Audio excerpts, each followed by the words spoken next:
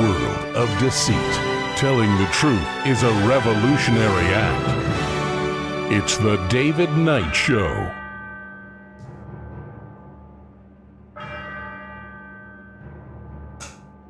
As the clock strikes 13, it's Tuesday, the 25th of August, year of our Lord 2026. Well, the Trump tariff tantrums are getting worse.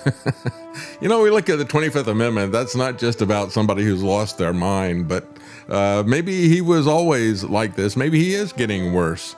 It's not just about his physical health, it's about his mental health.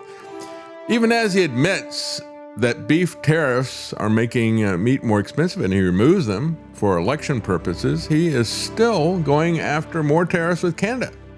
Now he's going after cars. Think about what he's doing. Going after cars, rare earth minerals from Canada, other minerals that are there, aluminum, steel, all these different things. Can people finally see what his purpose is, why he was put here? Well, the data centers have become a massive problem for Republicans, and most of them are running from it, but not Trump.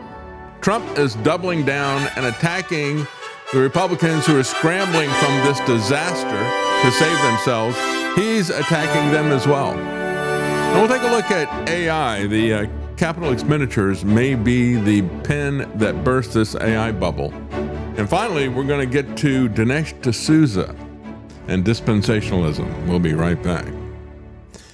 And I want to say that that is a debate that we should have, because when you look at the one group that applauds what is happening in Israel, applauds the genocide, the murder for land, and all the rest of this stuff that is happening, there's one group that does that shamefully, and it's dispensationalist Christians. They do it because they've been blinded by a bad theology. You need to understand how this is false, even if you're not a Christian. You need to be able to deconstruct these lies that they have been deceived by. But especially if you're a Christian, and quite frankly, getting the doctrine right, this heresy is something that is very serious. It doesn't just make our life worse. You know, that's the case with a lot of sin. Makes your life worse. But if you're a Christian, you know, you're not going to live a perfect life. 10 Commandments is, we can put that up as a guide for kids, and this is what you should aspire to. Your life will be better if you follow this. We're told that throughout the Old Testament and the New Testament. However, you're not going to be able to keep those. That was the first thing that Christ taught at the Sermon on the Mount. He said, yeah, you think you can keep those? That's pretty simple. I got 10 commandments. You can't keep those. You get angry with somebody, you've committed murder in your heart already. So we've all done that, haven't we? And you're not going to get there without Christ. You're not going to get there on the back of Moses. You're not going to get there on the back of Israel either. So it's important for everybody to take a look at this. But let's take a look at what is happening with the temper tantrum. And that's really what has happened now, back and forth. Trump going back and forth with Prime Minister Mark Carney, with the guy who, what do they call it, premier, where the emphasis is on the wrong syllable, I don't know. But Doug Ford, they're going back and forth. Doug Ford is saying, well, maybe we'll just raise the prices on your electricity or cut it off altogether if we're going to play this type of game. So Trump has slapped a 50% tariff on a lot of Canadian goods last week in a temper tantrum. And then because there was a pushback from Mark Carney, because Mark Carney said, look at this. One of the conditions that he added at the last minute, we got a deal? Okay, so Trump says, so these guys are weak. I can bully them, right? So let me add some more conditions. What does he add? I want you to stop this French language and French culture. It just goes on and on. And then, of course, the big economic one was he said, and I want you to mirror all of our tariffs. So if I've got a tariff against China, then I want you to enact the same tariff at exactly the same level. It's like, well, you're just trying to make us the 51st state, aren't you? Yeah, that's exactly right. That's the way he would do it. So 50% tariff on Canadian cars is now just added.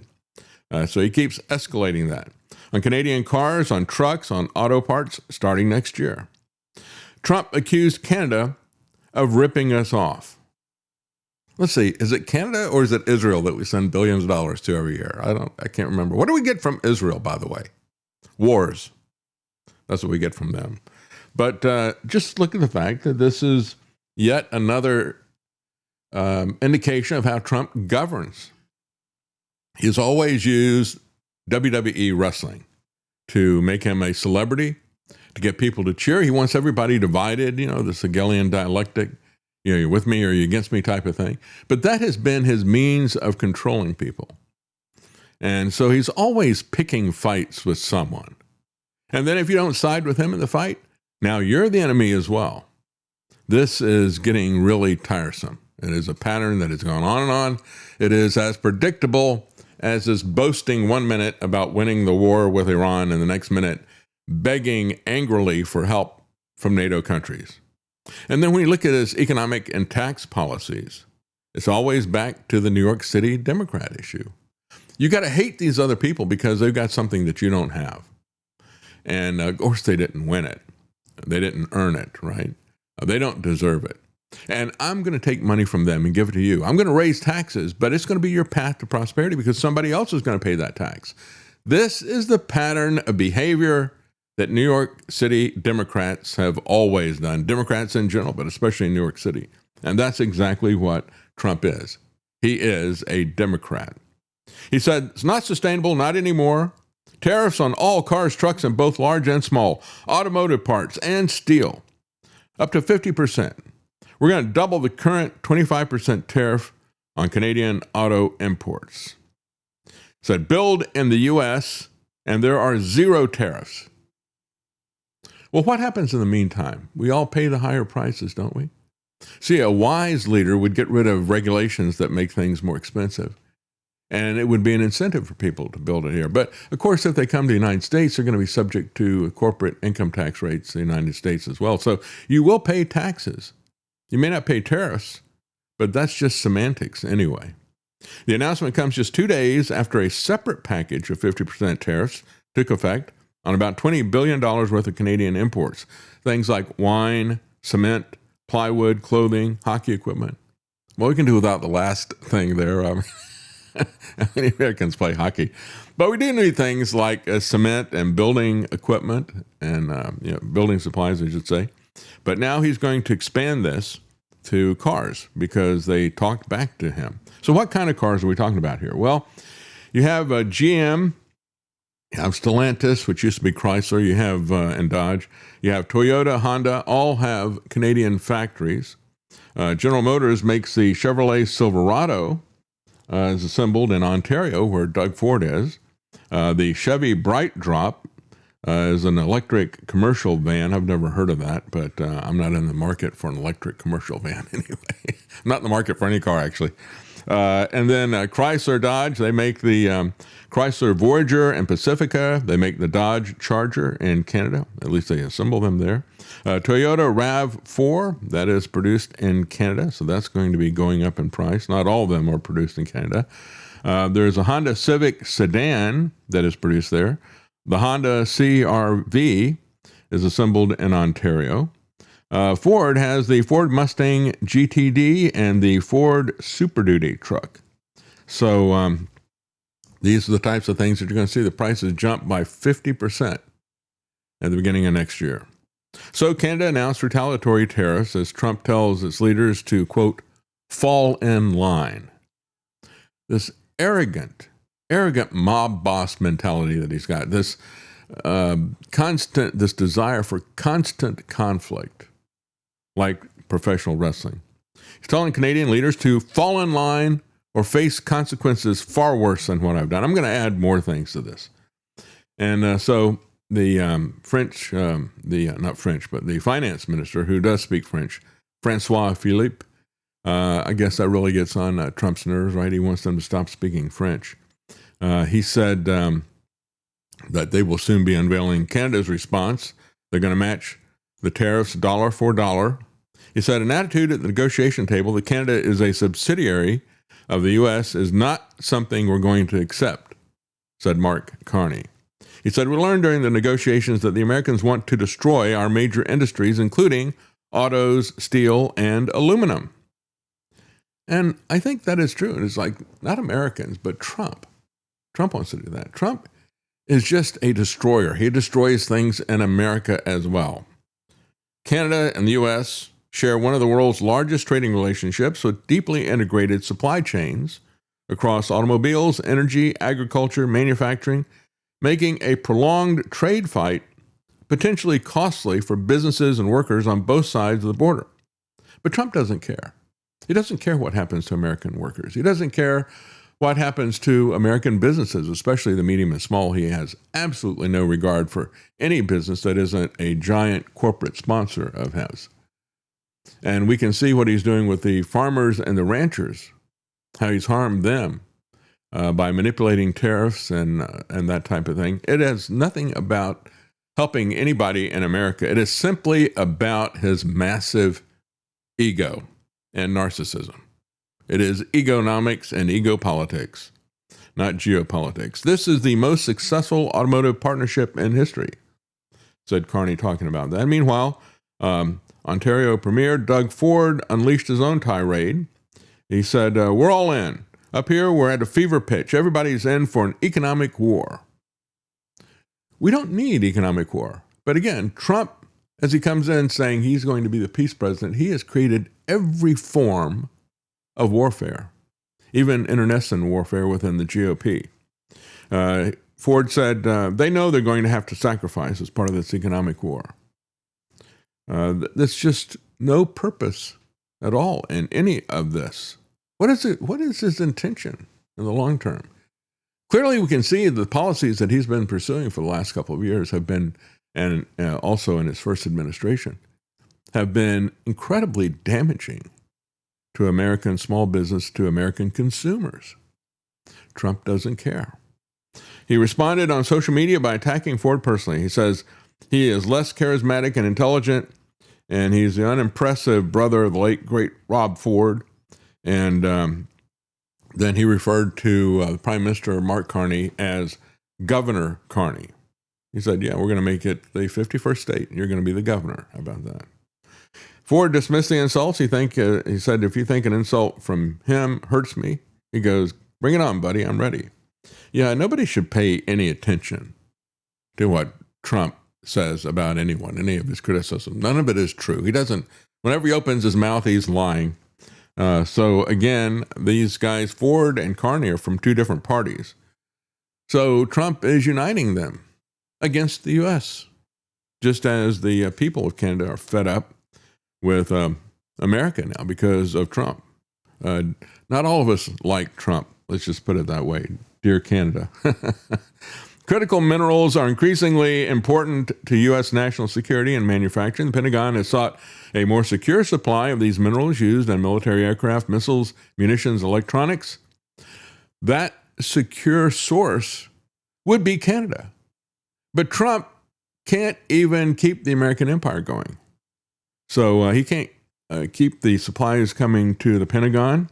What he's doing is essentially the kind of stuff we see happening on the aircraft carrier, the Abraham Lincoln. This is the bigger issue of that. We can't manage our supply lines here.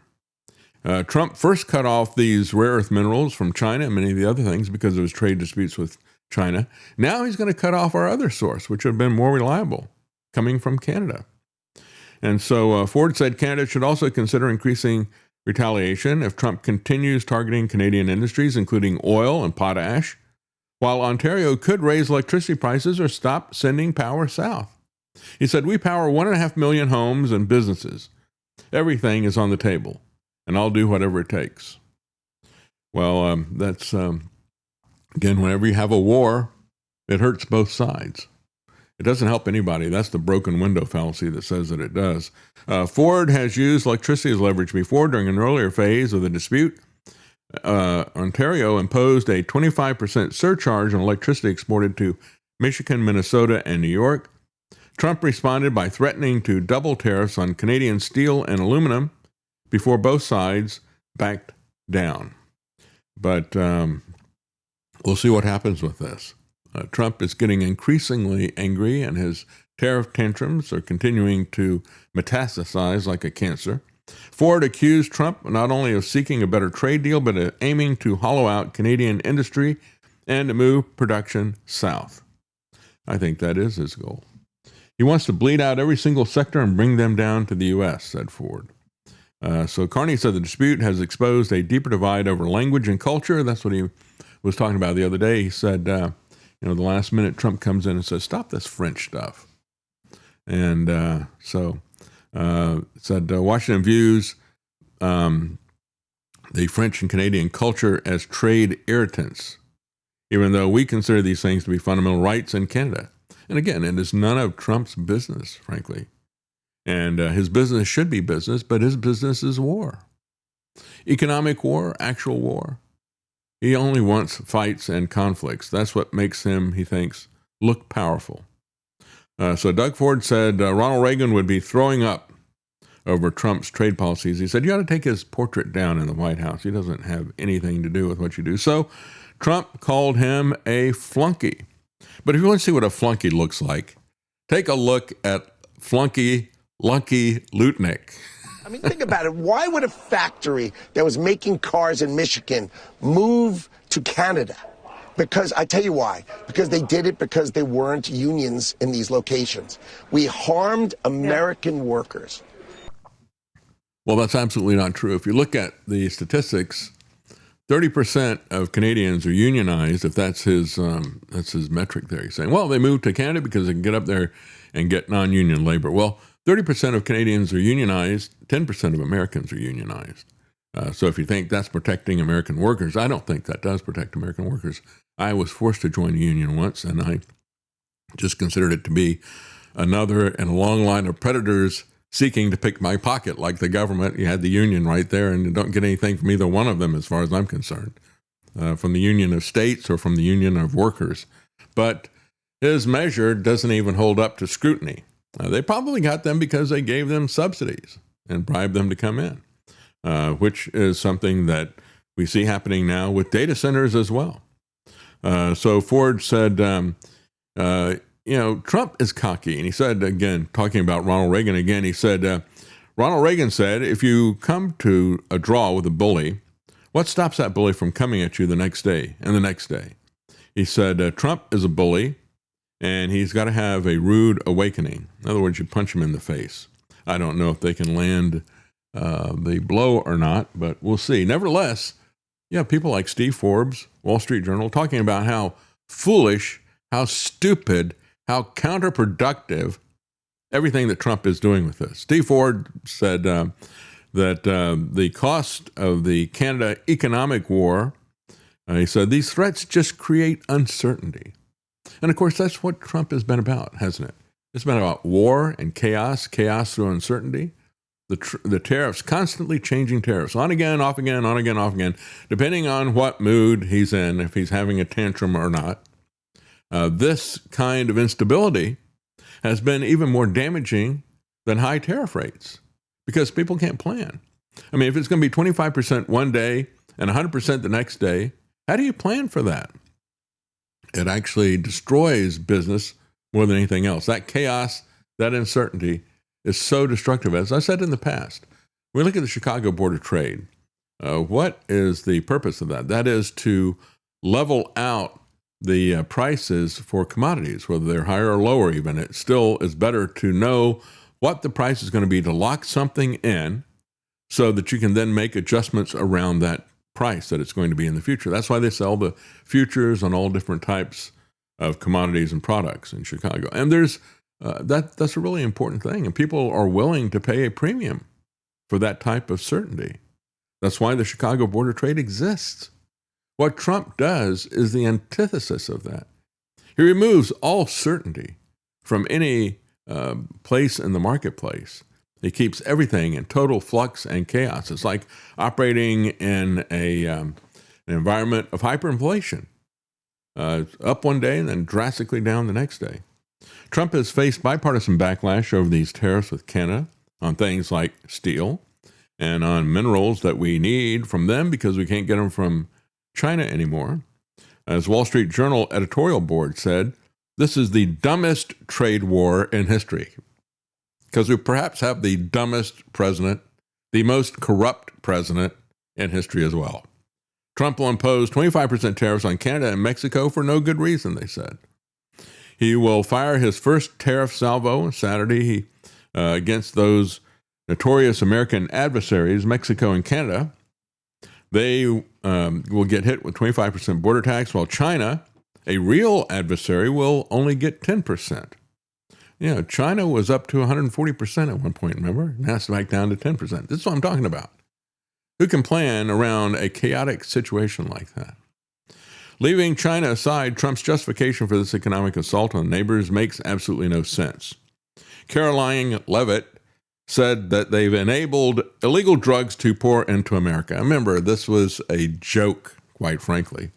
It didn't hold up at all. Yeah, they are the ones who are, all the drugs are coming into the U.S. from Canada. They are coming in from Mexico, but not from Canada.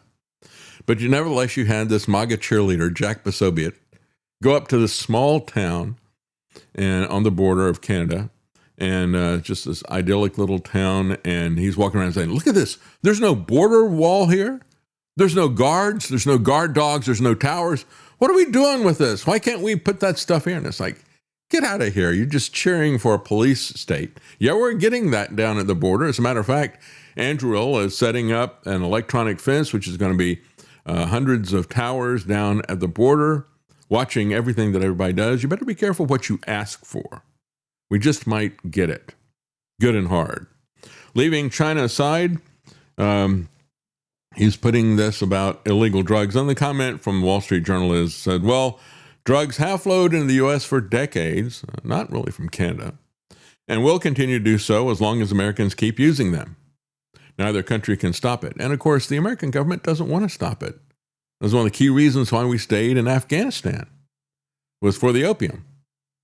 And they admitted that. You can see it going from 10% to 90% of the world's supply. Trump has made it clear that he likes tariffs for his own sake. He said, we don't need the products that they have.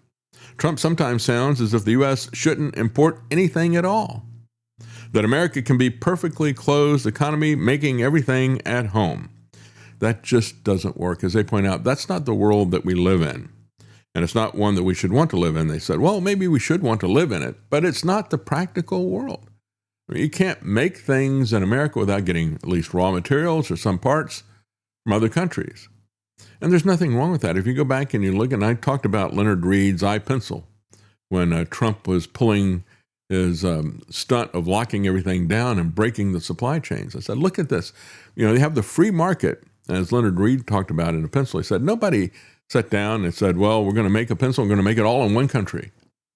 And he said it just kind of came together from all these different places. You know, we got rubber from this place, we got wood from this place, and the graphene from another place. So you have all these different things that come together. He talked about where all the different supplies came from, and the fact that people had just worked that out in a voluntary free market. We didn't have some guy who thinks he's a genius, a stable genius, nevertheless. He's neither stable nor a genius, but he thinks that he can centrally plan the U.S. economy, and he thinks that somehow we can be an island. We don't have everything here at the moment. I mean, we could do that type of thing, but right now it doesn't make sense to do a lot of that. And when he sets up borders at the barrier to keep raw materials away from people trying to make things, he actually makes American manufacturing worse. So Trump's tariffs actually work to redistribute wealth up the food chain. And that is quite literally true when we look at what he's doing with the cattlemen. Here's another cattleman speaking out about Trump. Good morning, guys. Sean here. I'm not sure about the rest of you, but as a cattle farmer, cattle producer, or cattle rancher, whatever title you want to give us, I can't believe that President Trump and Secretary Rollins just kicked us in the teeth yesterday by saying that they're going to import foreign beef here into the United States. This plan that he's actually talking about, you can go and look for yourself. The Cattlemen Association at the national level, every state is coming out totally against it. And it's 100% because it's not going to have any real effect on prices of beef in the grocery store. The reality of it is the packers control everything. Until we address the four packers and how they control everything, we're doing absolutely nothing. Mr. President, your decision is going to run ranchers like myself and others. We don't make any difference. We big or small. You're going to run us out of business, and we will never, ever be able to rebuild the herd. Right now, as everyone knows, the herd is the smallest it's ever been. But with this action for the next 90 days, what it's doing is pushing down the price of beef that we sell to the sale barn that ultimately goes to your table. This action that the president is doing is not doing anything to help the American people. That's right. The Packer oligarchy that he's talking about is really a big part of why the price is high. And of course, that is a government-enforced oligarchy that's there. It's not a monopoly, but it's close to it. You have to send your beef to the packers. You're not allowed to. If you don't do that, then the USDA or the state departments of agriculture will come after you. They won't allow the farmers to finish it off. We've seen that with the Amish farmers. And Thomas Massey's introduced a bill to stop that, but it's dead in the water because the GOP, which you would think would be friendly to farmers, they always tell them that they're friendly to farmers when it comes time to vote for them. But the GOP actually is there for big ag. It's not there for the consumer, absolutely not. When you look at Trump subsidizing, not just, glyphosate should be removed because of the non-Hodgkin's lymphoma issue that is there and the many health issues that it causes, even if it doesn't give you cancer. But instead, what he did was he subsidized it and declared it to be a national security issue. Why did he do that? For big ag. Because it makes their work easier.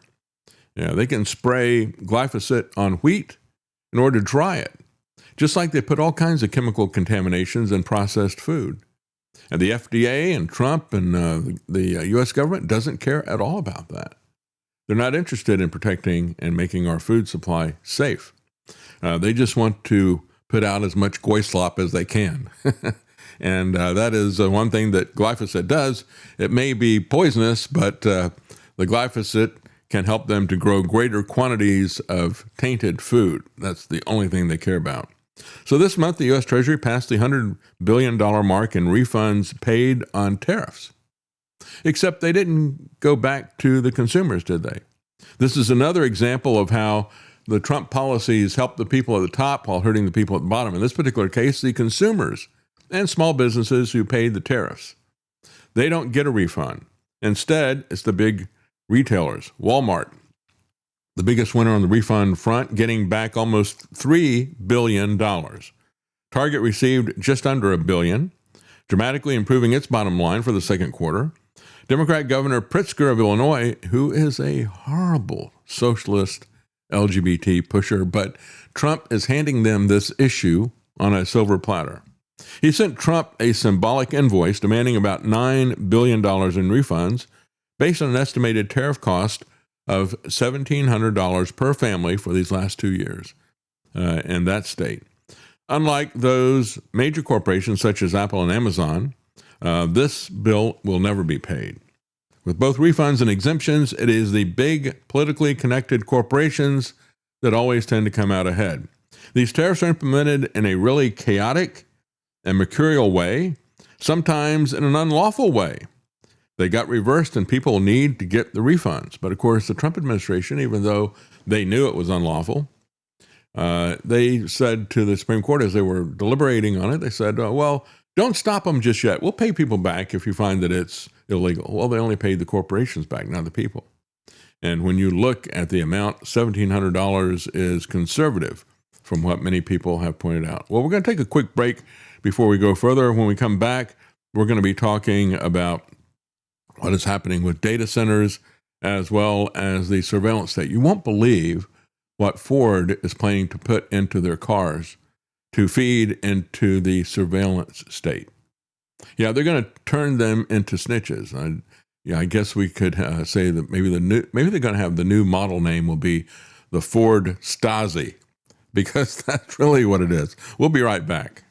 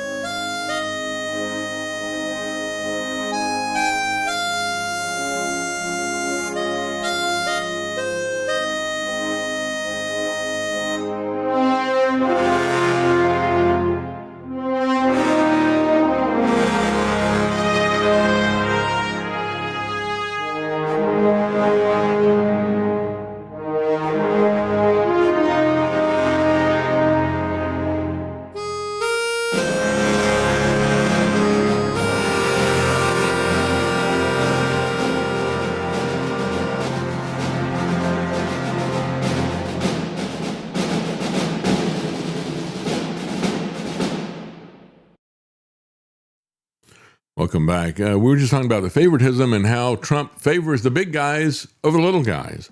Here's an example of it. This is a study that was done by the Journal of Financial and Quantitative Analysis. They measured the value of political connections in terms of obtaining relief from the Section 301 tariffs on Chinese imports that were imposed back in 2018. This is not Trump's first rodeo or tariff tantrum either. But now it is becoming increasingly about the tantrums. What we saw then was that firms producing very similar items faced different outcomes depending on their level and their targets of political expenditures. A foldable raft manufacturer from California was denied an exemption, but its close competitor from South Carolina got one. And so part of this was, do you support the Republicans or the Democrats? Another part of it was how much money you can spend lobbying the government, right? You know, it's like they got to wet their beak, right? They're mafia figures. So Amazon, Apple, Walmart, they all pay Trump. But so they get their discounts. But you, if you've just got a business that you're trying to honestly run, instead of using this graft and corruption that the Trump administration is pushing so hard, forget about it. Firms that contributed to Republicans were rewarded with exemptions. Firms that contributed to Democrat politicians were penalized by withholding of exemptions. Trump dines with Apple CEO Tim Cook, and shortly afterwards, Apple gets exemptions. Lindsey Graham was happily talking about how he obtained exemptions for firms in South Carolina, his home state. Tennessee Republicans argued that grill covers were important for national security after receiving donations from a grill cover manufacturer. Mom and pop businesses, meanwhile, that import goods, individuals who are the final consumers, are not in the running for rebates or for exemptions at all. And I've mentioned this before. When I look at this, nothing gets me more angry than that. I get so angry with Trump when he was shutting down small businesses but allowing the big box retailers to open up, because we had experienced that once. We had a situation with a hurricane that came through North Carolina. We had never, ever closed any of our stores for any snowstorm or anything else. I would always go around and pick people up. They couldn't make it to work. But we had a situation where we had a Hurricane Fran came through, and it took out power throughout the triangle for several days. One of our 6 stores got power back. So we went down there, we picked people up and took them down, and we ran the store. As a matter of fact, Karen and I were the ones who were running it for the most part. And towards the end of the day, we had some local cops there in Cary, North Carolina, come in and say, well, you need to close now because we don't want people coming in and traveling. And I said, well, wait a minute, right across the street, we have Walmart open, and people can't see us down here. We didn't have very good street visibility where we were in that shopping center. So people can't even see us, but they see Walmart open. And they're going to Walmart. You don't have a problem. Well, that's Walmart, but you need to close. And I said, well, we were going to close anyway because people had stopped coming. But that really got me pissed off. Committed murder in my heart right there at that point in time. It's just like I said at the beginning of the program. You can't keep the 10 Commandments. That's one example of it right there. But I hate that kind of favoritism. And that's what Trump is 110% about. He's pushing us into a socialist backlash with this kind of corruption and favoritism. Everybody sees it. Everybody sees it. Tariffs have certainly raised prices. You can see it in scanner data, which is similar to the point-of-sale transaction records. You can see it in the overall level of inflation, which economists suggest is, of course, about a point higher because of tariffs. And yet it is consumers who continue to pay the lion's share of the cost of tariffs, just like we do for corporate income taxes. And again, the tariffs are essentially a doubling of the corporate income taxes. And the big guys just got a rebate on all that. They've been about a dozen really high-quality studies, and all but one of them say that U.S. buyers are bearing somewhere between 80 and 100% of the burden of Trump's tariffs. Trump said in 2025, tariffs are about making America rich. Again, we're going to tax our way to prosperity, and somebody else will pay the taxes. That is the standard Democrat line for decades. It's amazing to me that it works on MAGA. But of course, a lot of the people who were MAGA never really understood economics in the first place. Many of them came over from being Democrats. So it's just basic common sense. Every single month, of the Trump administration in 2025 and 2026, there's been a negative year-over-year change in either blue-collar or manufacturing employment. Yeah, we're not getting jobs out of this. And a lot of companies are having to really struggle, especially when it comes to jobs. Small and medium-sized companies always create more jobs. So if you're going to throttle them, you're going to be throttling jobs. So he presented it as a way to pay for income tax cuts. He presented it as a substitute for income tax, and yet that has not happened at all. You're getting about the same amount they got from corporate income taxes, but America's spiraling debt means higher debt servicing charges, fewer services and benefits returned to the American people. That's right. We're going to continue to see government get more expensive, wasteful spending in terms of interest on the debt. And of course, Adam Smith pointed that out. He said this is a standard mercantilist lie that goes back to the 1700s, the time of the American Revolution. We were seeing the same type of mercantilist lies that Donald Trump is now feeding us. The price of diesel has now gone over $7 a gallon in California, and close to it, if not over, in many other areas as well. So what we need is another trade war, right? Because a trade war allows him to make a villain out of somebody else and say, well, it's their fault that this is happening. And as PJ Media says, no, we can't outgrow the national debt. And we don't just owe it to ourselves. Again, going back to Adam Smith and the Wealth of Nations, he said this apology, this excuse, really, if you will, or argument for the tariffs is founded altogether in the sophistry of the mercantile system. After a long examination, which I've already bestowed upon that system, it may perhaps be unnecessary to say anything further about it, but it supposes, besides, that the whole public debt is owed to the inhabitants of the country, which happens not to be true. It wasn't true at the time of the American Revolution, and it's not true today either. He said at that time, he said, well, a lot of this is owed to the Dutch, as well as to several other foreign nations having very considerable share in our public funds. And this whole idea is a lie that has been sold to us. It didn't begin with John Maynard Keynes, Keynesian economics, the nonsense of macroeconomics, the idea that debt doesn't matter if you're a government, it only matters if you're a business or an individual. That is silly in the extreme. But that's the kind of stuff that we see from people like Paul Krugman, a Democrat, and we see from Donald Trump, a Democrat. It's a burden if the economy grew at a rate that enabled the federal government to repay $500 billion each year. So the guy who wrote this article, PJ Media, said he did some research with it, and he looked at the plausibility. He said, well, what if we were to pay off this $40 trillion debt? What if we were to pay it down $500 billion a year? Well, of course, that would take 80 years. Okay, we'd have another change of government before that would happen, but another fourth turning. But he said the reality is that in order to pay down that $500 billion, you'd have to operate as a balanced budget, not be incurring any new debt. And so you would also have to pay the interest in addition to that. And none of that is going to happen, right?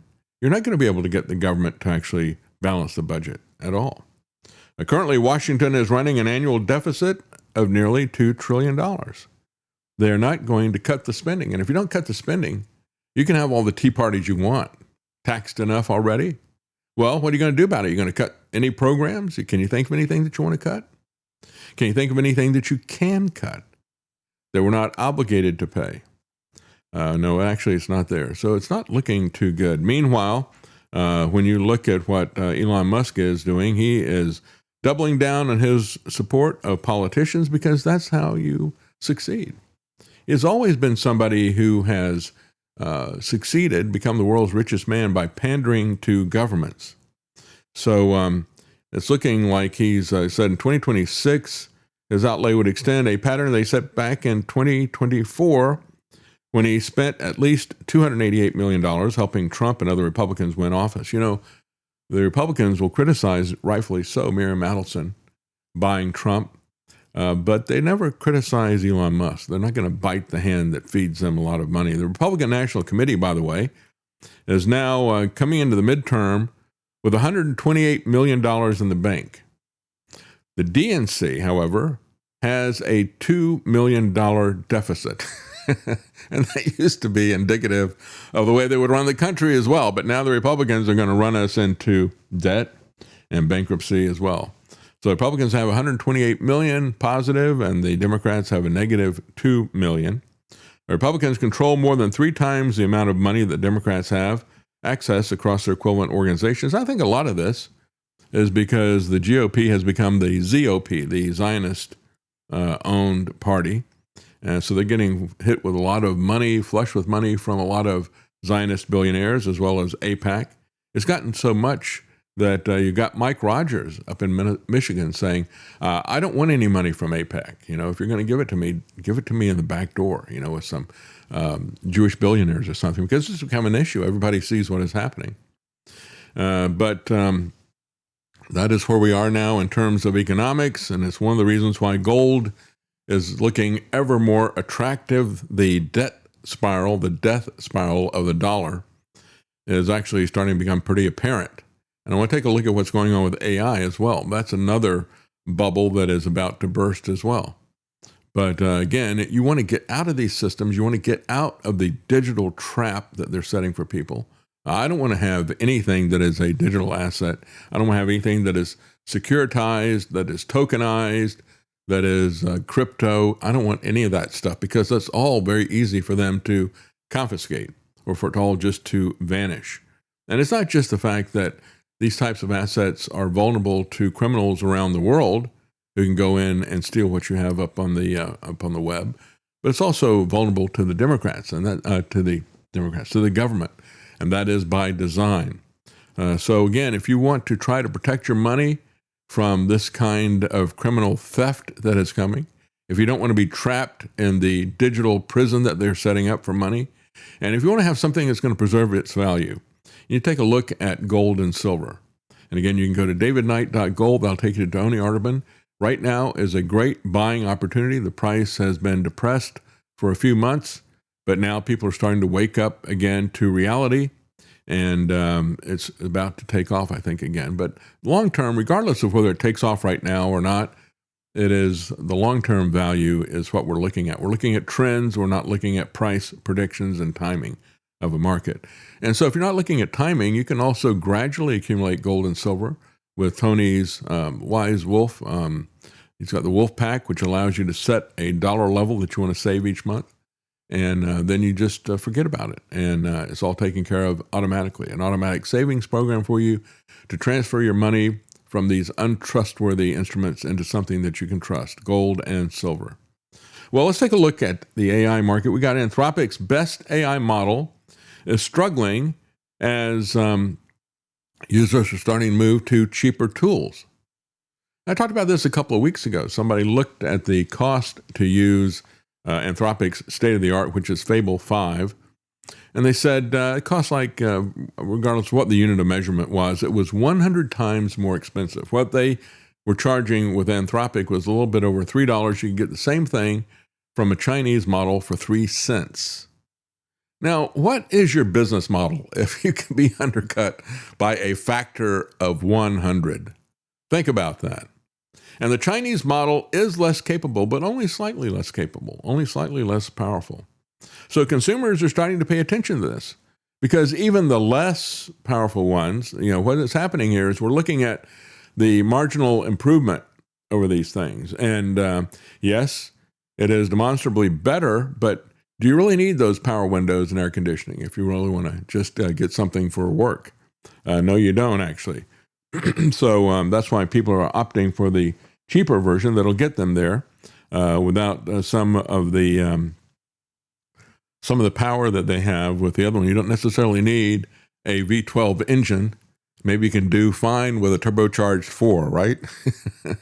So Anthropic's largest and priciest model has plateaued at about 11% of overall outlay on the company's tools, only 2 months after its release. Think about that. They're releasing these things pretty fast. They're making their own stuff obsolete. We're now moving into a situation where the software is almost being commoditized, isn't it? Seeing this happen in the semiconductor industry, where you had I remember when I worked at Texas Instruments, it was all about memory because it was a big push at that point in time. The first time I built a computer when I was in college, I had a Northstar Z80 microprocessor, and I had these S100 bus boards, and they had 1K chips on them, and you'd have this really big board and using a lot of power and everything. It had like 8K of memory, absurdly small. And I had several of them. I had 32K. And yet, shortly after that, when I went to work for Texas Instruments, we were talking about a single chip that was 64K. And so things started developing very rapidly. And before you knew it, it became a commodity. And it was starting to be manufactured very cheaply in Asia. And so the companies that then succeeded were the ones like Intel that moved into CPUs rather than things like memory chips, which became a commodity. I wonder if that is happening right now. It's kind of interesting to see how quickly this is moving. And they're moving so quickly that the stuff that was state-of-the-art just a year or so ago is now bargain bin basement priced, 1/100th of what Anthropic is doing. So what do you think people are going to do? Most people don't need to operate at the frontier. The period in which customers tended to choose the frontier models was not a durable era.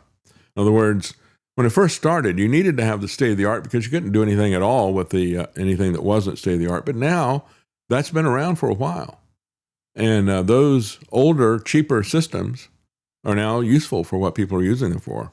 Lower demand for Fable adds to the uncertainty for Anthropic ahead of its IPO, which investors anticipate will value the group at about $2 trillion or more and could come as soon as next month. Well, when we look at the AI bubble, just understand that whether or not you use AI, whether or not you buy stocks, you're still going to be affected by this because it has sucked up so much capital into the stock market. That's all going to just disappear at some point, just like their business model is starting to disappear. And think about the data centers. This is something that we pointed out in the interview I had with that state representative from Iowa. She said, well, what happens when these data centers become obsolete or when one company is unable to compete and they go out of business? We wind up with these massive blights that have taken up a tremendous amount of farmland, and they are an industrial blight to start with. What are they going to be like when they're no longer in business? So the startup led by Dario Amadei continues to grow at a blistering pace, with revenue increasing nearly sevenfold since the start of the year. Well, I mean, you're charging 100 times what your competitors are charging. They said they have 6,000 customers, corporate, that spend $100,000 annually or more. So OpenAI, meanwhile, is also gaining some ground. They've seen their revenue jump 35% because they're significantly cheaper than Fable and Anthropic's price. So their price significantly lower. Anthropic, as a matter of fact, has also seen its lower priced models selling more. What a surprise. I mean, this is just basically the marketplace, basic economics. And as I look at this, I wonder, like I said before, you've had the life cycle where certain chips become commodities like memory chips and that type of thing. What happens, is AI going to take the path of hardware? If you look at the history of computers, going back to the 1960s, of course, it was all just about IBM mainframes. Very, very expensive, very energy intensive. I mean, they needed all kinds of massive air conditioning. You had elevated floors. I remember they run cables underneath the floors to connect these things. It was very large, very cumbersome. When I was in college, you had this massive centralization. It's one of the things that really underscored to me the folly of centralizing anything. It's really dangerous when you're talking about politics and giving that power to an individual. But it's not even a good idea when you're talking about something like computers. We would have a situation where if you were a computer science major, I was in electrical engineering, we still had to take a lot of computer classes. The computer science people were able to get terminals, right? They were like teletype terminals, but that was really envied because we had to use card punch readers. We had 16 of them in the computer center. They had an IBM tech who is spotted because he's wearing a black tie and a white shirt, and he was there 24/7 because there was always at least one of these mechanical card punch machines that was broken. And we would all get our punch cards. We'd wait in line to punch the cards, then we'd wait in line to feed the cards into the machine. And I spent many a night there with Karen in the wee hours of the morning because it was so crowded during the day. You couldn't even even at night, we would stand in a very long line. Yeah, I was a great date, wasn't I? It's amazing she married me. But anyway, the fact that you had everybody waiting for this deep thought, centralized CPU, right? And it would measure every little bit of time that it used and every little bit of memory that it used, and it would charge it to some account. And about that time, personal computers started coming out. And to me, that was like nirvana. You know, the thing was sitting there waiting for me instead of the other way around. I said, this is the way it ought to be. Instead of us waiting and serving this giant centralized computer or this giant centralized government, let's decentralize things. That makes sense for everything, I think. And so I wonder if that's going to be the path that this all takes. Between the mainframes, the microprocessors, you had an intermediate stage, which was the mini computer. Those were used not so much for general processing as they were attached to devices like MRI machines. The company I later went to work for, Data General, made its DEC it was a spinoff from DEC, and both Data General and DEC up in Boston made a lot of money. They made a lot of money selling these mini computers, which were basically just attached to other devices, like we attach microprocessors today. And so that had a kind of a transitory period there, but it really wasn't something that was used by people largely because it was still a very expensive item. But, you know, we went from mainframe to mini to microcomputers. I wonder if we're going to see data centers devolving down to a desktop level, because we already have a lot of these open models that can be run locally on computers. And I expect to see that increase. What happens to their business model? Well, you don't need to have these expensive, energy-intensive data centers, but you can start running some of this stuff on a desktop computer. What happens to all these big data centers at that point? Well, they're still going to do that because their customer is going to be the American government. The American government wants this stuff, and the American government will pay anything to get it. And these are the same people who run the Pentagon. They pay $600 for a toilet. They don't care. It'll be a cost-plus arrangement where the incentive will actually be for the companies to run the cost up because what they get paid is a percentage over their cost. So they don't even try to find low-cost producers for their parts. They're looking for something that is more expensive.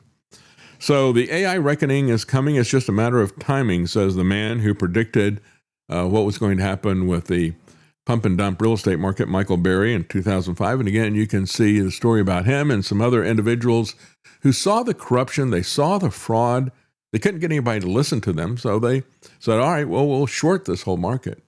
But the fraud and the corruption between the brokerage houses, between the insurance companies that were insuring the brokerage houses, between the government regulators, and I can put those regulators in air quotes because they didn't regulate, there was a corrupt collusion between all of them that kept that scam going for quite some time.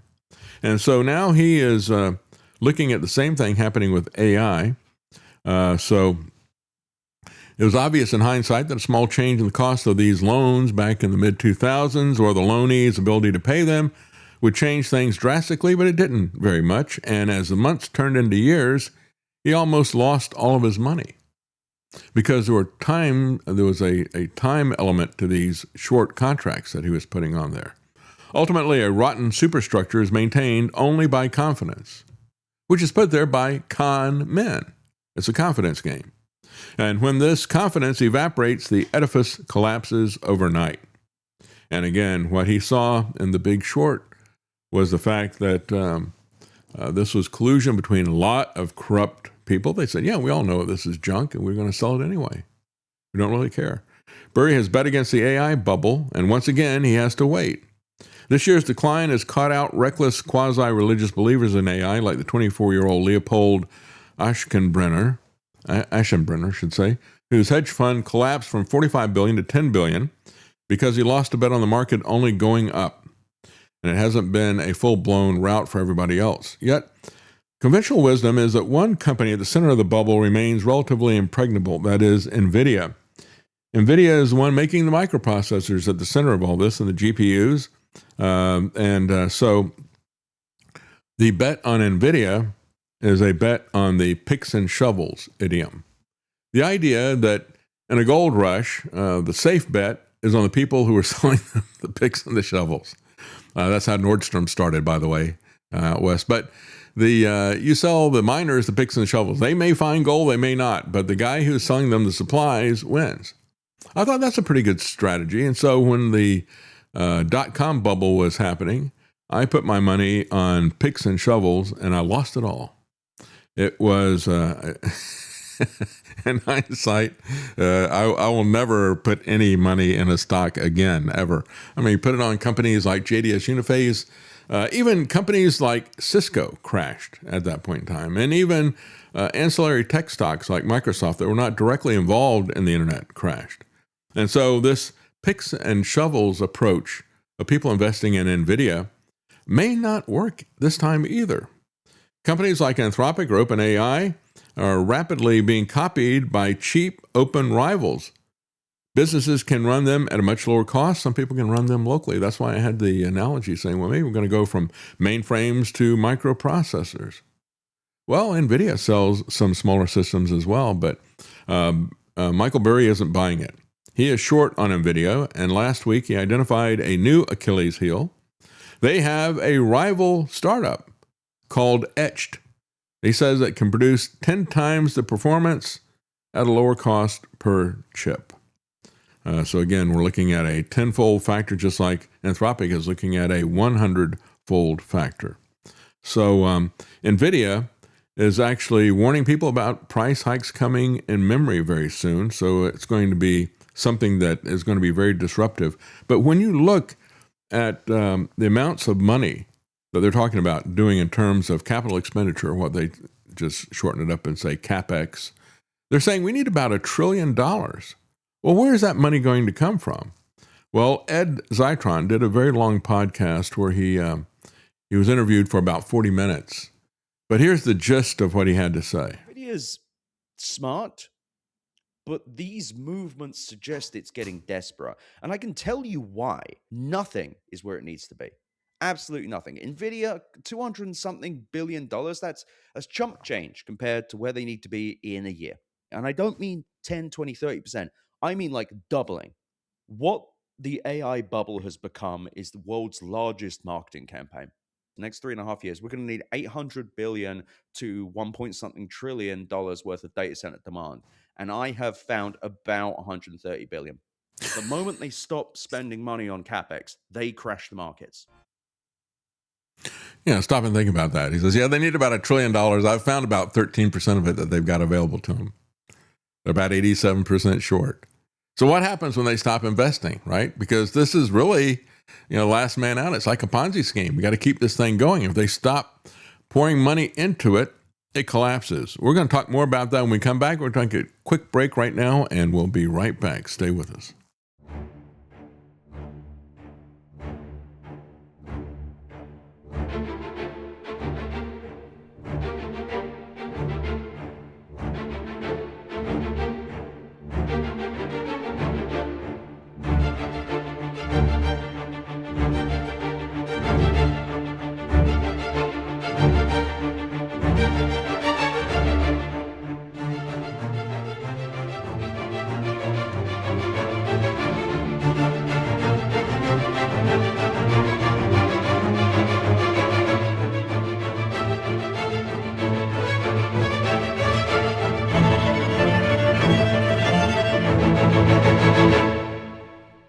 You're listening to The David Knight Show.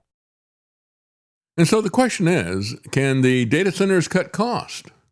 Well, part of the problem with them and why so many people are upset with them is because they've already cut a lot of costs. They're already doing things quick and dirty.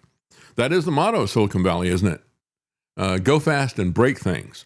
Here's a guy who is a data center owner. And just a reminder that we already have a lot of data centers. That's why I say these massive facilities that they're building, you need to think of them as surveillance centers and think of them as part of the digital control grid, because it is not simply about taking all the input from these flock cameras and everything else and auditing us individually or following us everywhere we go.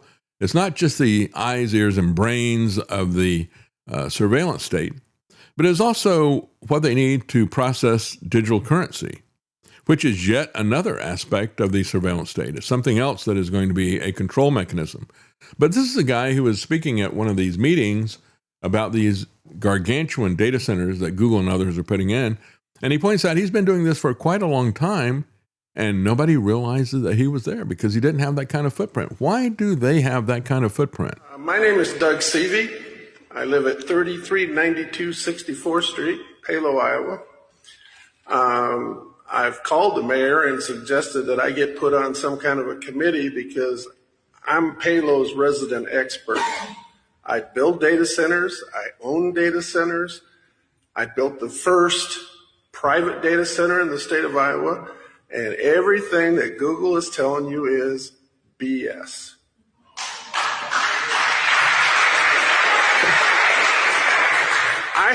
I have a data center right now that's running in Hiawatha, and I have been there 14 years and have never used 1 gallon of water. What Google isn't telling you is they don't want to use the technology because it costs more. They're going to burn through the water, and when it's done, and they don't care. Then they'll put the money in. And so I can guarantee you, if you guys want to start a committee, I'll volunteer because I'm the expert. I build them. I'm working on one right now. I'm working on one in Milwaukee.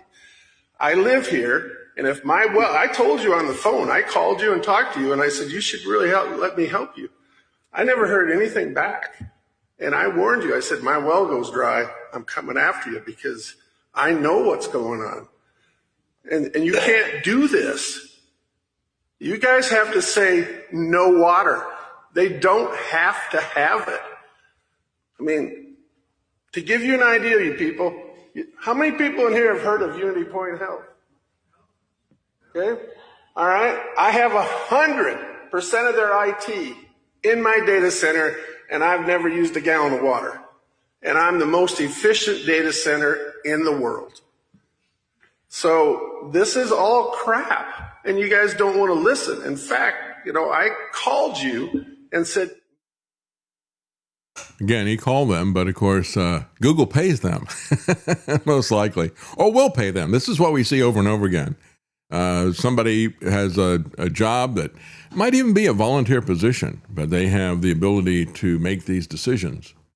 And they do that for a while, and the big data center comes in from somebody from the tech bros, and then these people resign and retire, and then they go to work for the tech company that they greenlit going through there. And so what he's saying is he had a data center. Again, all data centers are not there to run an AI surveillance center on us. They're not there necessarily to mine crypto. We have other uses for data centers, and we've had data centers in the past, and they haven't been this disruptive. But it's disruptive like this because they're going cheap on it. And again, the state representative I talked to from Iowa, she said, I put together a bill, just said to Google and others, tell us how much water you're going to use, how much electricity you're going to use. Just tell us that. There's no restrictions on it whatsoever. The Republican leadership in the Iowa legislature shut that down. And that's not unreasonable for you to know what they're going to be doing. But there's another aspect of this. Again, when you look at the fact that food is a means of control, water is even more so a means of control. Is that something to do with it? I mean, we look at the fact that they're going to be using water, electricity, that they're going to be taking up and destroying massive amounts of farmland. Do we see a pattern there? Do we see a pattern like something that the World Economic Forum has been talking about for a long time? They're now talking about water at the World Economic Forum. And of course, that's one of the places that Trump gets his marching orders for, I believe. Based on what you've just said, that's also, of course, true with COVID, right? We are all only as healthy as our neighbor is on our street, in our city, in our region, in our nation, and globally. And did we solve that? Like, did we actually manage to vaccinate everyone in the world? No. So highlighting water as a global commons and what it means to work together and see it both out of that kind of global commons perspective, but also the self-interest perspective, because it does have that parallel. it's not only important, but it's also important because we haven't managed to solve those problems which had similar attributes. And water is something that people understand. Climate change is a bit abstract. Some people understand it really well. Some understand it a bit. Some just don't understand it. Water, every kid knows how important it is to have water. When you're playing football and you're thirsty. Yeah, we can really scare people with water. There's right? also something about really getting citizen engagement around this and really, in some ways, experimenting with this notion of the common good. Can we actually deliver this time in ways that we have failed miserably other times? And hopefully we won't keep failing on the other things, but anyway. Yeah, the common good. They've tried one MacGuffin after the other. They had the climate change MacGuffin, global warming and global cooling, still the same goal that they had, population control, depopulizing the planet as well as controlling the people who remain. And then they had COVID, same stuff. It's another MacGuffin, right? Always another MacGuffin. Now maybe we're going to have the water MacGuffin. And that is a very real thing. It is not a fantasy issue like the other two were. And so Sam Altman is admitting finally that he was wrong on the timeline, he says at least, of what's going to happen with AI. He won't say that he was wrong about the fact that it's going to take over everything. I mean, Brian Shulhavi has been very skeptical of this at healthimpactnews.com. He's been very skeptical of it. He goes, this is all just fraud. It's all going to go away. We've had these types of pump and dump situations in the past, especially with artificial intelligence. They sell you the moon and it never develops. He's now saying that the imminent wholesale disruption of the global economy that he's been telling us about for the longest time, that it is now being disrupted by China. So his whole business model is now being disrupted by China. Rather than disrupting our economic lives, now they're starting to feel disruption from China for the same thing. He quietly admitted that he got the timing wrong, but he won't admit that the dire predictions about economic upheaval were wrong. He believed that GPT-4 means every software business was immediately up for grabs.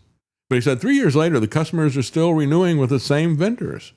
He blames it on the fact that people just get stuck in a rut. They have a human routine and they're not willing to look at new things. Well, of course, that is true of humans, but I don't think that is the sole issue. He said the guy who suggested letting AI entertain your kids in the car, this is a Zero Hedge article, instead of talking to them, he actually said that.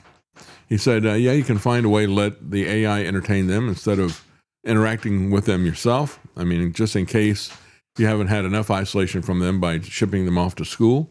He said, people keep doing the same things, buying from the same company, wanting to use their tools in the same way. But he thinks that this is actually good news because that means that his product is going to roll out. It's inevitable that they're going to control everything, that they're going to take everybody's jobs and businesses away. But at least it'll happen at a slower pace, and maybe we'll get used to it, he says. Well, a lot of people are still skeptical about that. It's looking more and more doubtful that if this is something that's going to happen, that it is going to happen with their companies. It may happen with China.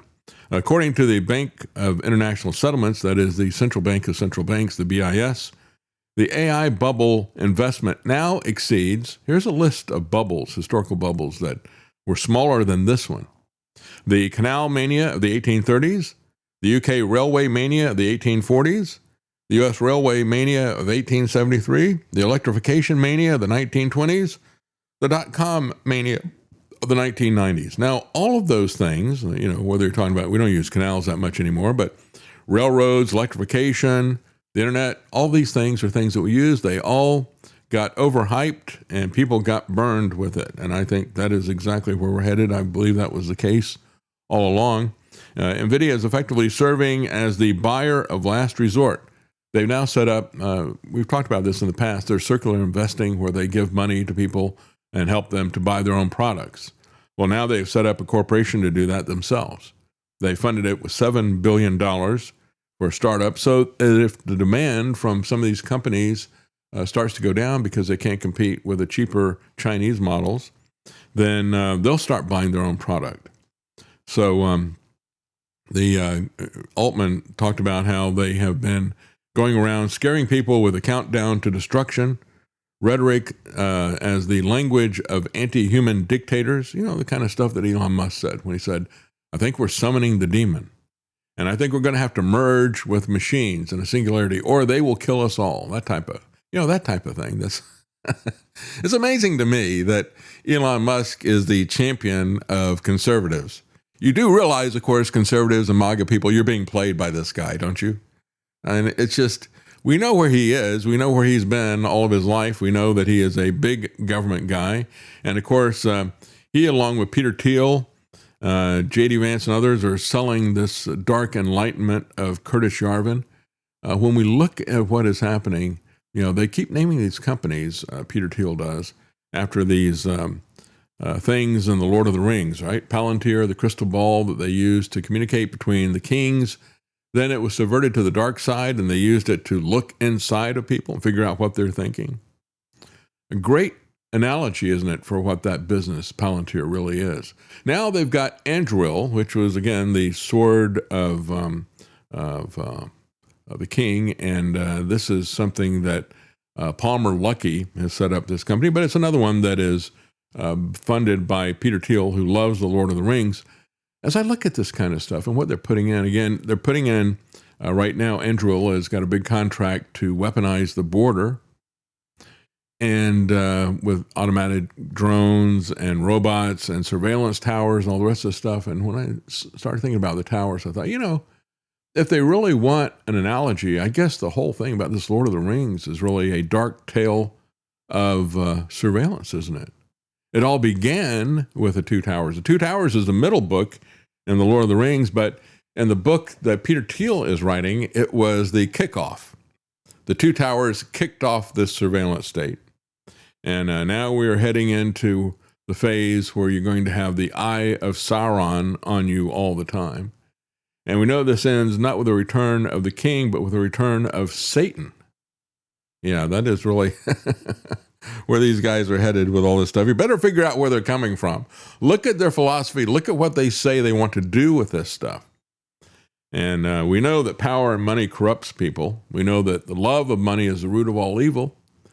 And yet, we can't figure out that Elon Musk is evil, just like Sam Altman and the rest of these people. Altman argued that the tech elites asked the public to surrender their autonomy and let a handful of unelected companies make decisions for the world. He's taking the playbook of Elon Musk.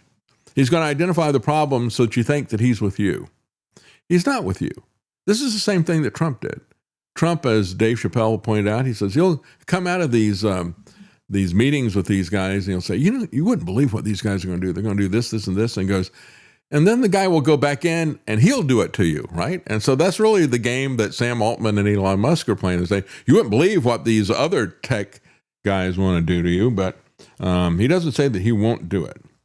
So to Altman, consolidating unchecked authority under the guise of an existential risk is a far greater issue. And of course, it is a greater issue, but he's going to do it to you as well. And again, as I mentioned, Anduril is going to be tripling the number of autonomous surveillance towers along the U.S.-Mexico border. I mean, even when you go back and you look at the official narrative about October 7th, and I don't believe the Israeli government's official narrative about October 7th, I think there was a planned step down. I think we go back to the very beginning. You had Netanyahu and his party wanted Hamas in charge of Gaza. They wanted to have radicals there so they would have an excuse to attack them. And we look at what actually happened on October 7th. Massive number of the Israeli casualties were people who were killed by the Israeli government itself. Some of the destruction that we saw there could not be explained by weapons that be carried over the wall by the Palestinians in Gaza or by Hamas. It could only be done by the attack helicopters and weapons that the Israelis had. And we even had high-ranking defense officials admit to the fact they destroyed an entire building with 20 Israelis in it because they wanted to make sure they didn't get captured, whatever their goal was. We've seen them do this all the time. But the official narrative was that they were vulnerable because they had gone to these automated guard towers. And Hamas found a way around that automated tower to defeat it. And then everything was gone. And that allowed them to get in. So now we're going to do that at our border. Again, we're looking at another dark trilogy, aren't we? not the Lord of the Rings, but the trilogy of the Dark Enlightenment. The Two Towers, followed by the Eye of Sauron surveillance, and then the return of their king, Satan. That's really what these people are about. Electronic Frontier Foundation called the expansion of border surveillance a digital dumpster fire for human rights and for civil liberties. And it actually is. As I mentioned the other last week, if you look at the massive expansion around the border, they claim that the Border Patrol has jurisdiction in a 100 miles inland from the border. When you draw that around the continental United States, that takes all of Florida, for example, and a big swath, it's 2/3 of the population now live at the border under the thumb of Border Patrol. And what do they do when they get this kind of power? You should be very concerned about it. Listen to this. Detained and questioned by the Department of Homeland Security yesterday for 3 hours about Israel. I returned yesterday for my trip to Lebanon, and through the passport line, they immediately took my passport, put it in a red folder, and said the DHS has to speak with you. Of course, I went. They didn't let me take my luggage. And when I get there, they start asking me questions about me, my family, my friends, where I went to high school. They wrote everything down. I'm not going to lie to them. They looked through my social medias, and then they asked me, have you ever doxed anyone? I said no. Have you ever doxed a politician? I said no. Have you ever said anything negative about an Israeli politician? I said yes. Now there's not one guy, now there's two guys, agents with the badges around their necks asking me questions, and they say, why would you do that? They were talking about a tweet about Ben Gvir, an Israeli minister I made in April of 2026. They told me, do not do that again. Do not make a negative tweet about him. After about 30 minutes more of questioning, why would I criticize Ben Gvir of the Israeli government? Took more information, my phone number, my email, my address, and then they said, do not do this again. Isn't that amazing? Ben Gvir, probably the poster child for the worst of the genocide. He openly admits it's genocide. He's the guy who was saying, yeah, we need to kill 30 or 40 people in Gaza every day. We need to kill all their children, take their land. That's what this is really about. You're not allowed to criticize him. What that guy did wrong, in my opinion, was to talk to them. You don't have to talk to them. You just say, well, here's what I'm required to give you. You know, you want to look at this or that. But, just like when you get pulled over by the police, you say, here's my driver's license, my registration. I'm going to exercise my constitutional right to remain silent. Don't let them chat you up. Oh, what are you doing? Where are you going? And all the rest of this stuff. It's just a fishing expedition. And that was a fishing expedition as well. But think about the fact they were upset with him because he criticized Ben Gvir. Who is it that controls you when we look at that? And we had another case where a guy was going through the Border Patrol, took his phone, and said, well, you need to unlock this. What's the code? He gave him the code and it erased the phone. They arrested him and charged him with a felony. Said he interfered with an investigation. It's like, well, if you got an investigation, you got to have a crime. There's no crime. Is this guy a criminal? Is that what you're saying? And you need to investigate him?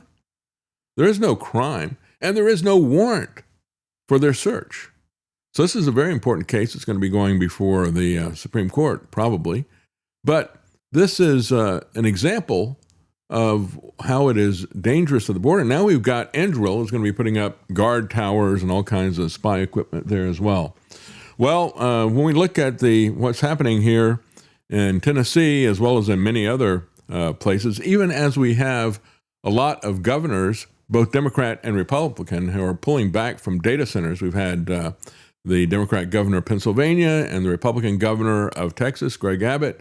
They both pulled back from these things, even though they were pushing them really hard just a few months ago, because people are pushing back now against the data centers. Nevertheless, here in Tennessee, our next governor, Marsha Blackburn, I'm sure she will probably win, is doubling down on all this. And as I played for you in the past, she has this commercial that she put out during the primaries where she's sitting in a Chinese restaurant and she goes, we can't let China get ahead of us in AI. So and she's crumbling fortune cookies.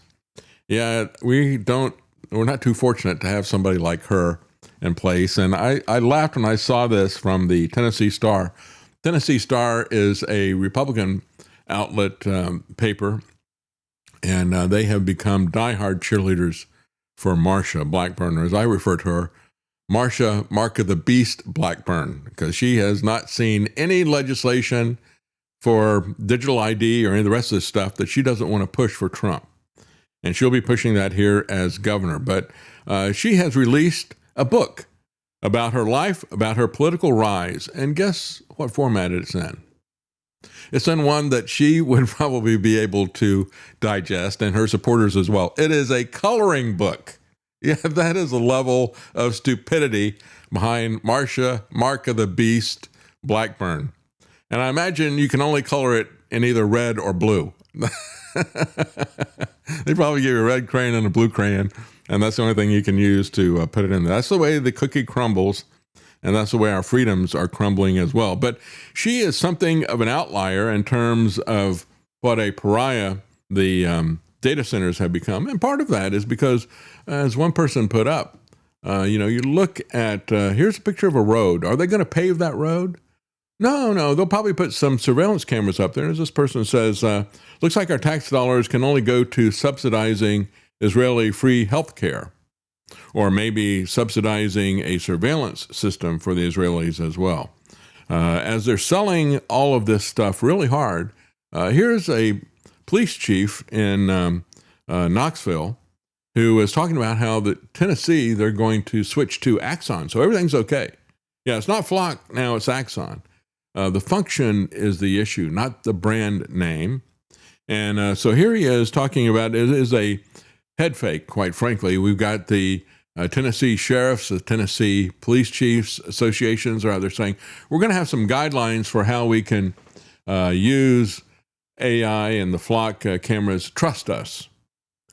Never trust anybody who says trust us like that. What would you say to ease people's minds about these? I can speak for the Knoxville Police Department, and I can speak for our commitment as an agency to use this technology the right way. Our commitment to building, again, policies, strong policies that ensure that the technology is used the way it was intended to be used, and that we are committed absolutely to being transparent with how we're using that technology. Just talking about LPRs is, again, circling back to this, is it is one of the most impactful investigative tools that have come into policing. And all of that is a lie. We have seen what happened in Atlanta. It made absolutely no difference. Many categories, especially categories of car crime. It makes absolutely no sense to have that. They should not have tools like this. In the same way that Border Patrol and ICE should not have electric gloves. There are certain things that you don't give people because you know they're going to be abused. When we look at the ways that we have put guardrails in the Constitution, the Bill of Rights, why do we have things like search warrants there? All right? It's not simply a procedure that you need to follow. It's there to protect something because we know that people are going to abuse that power.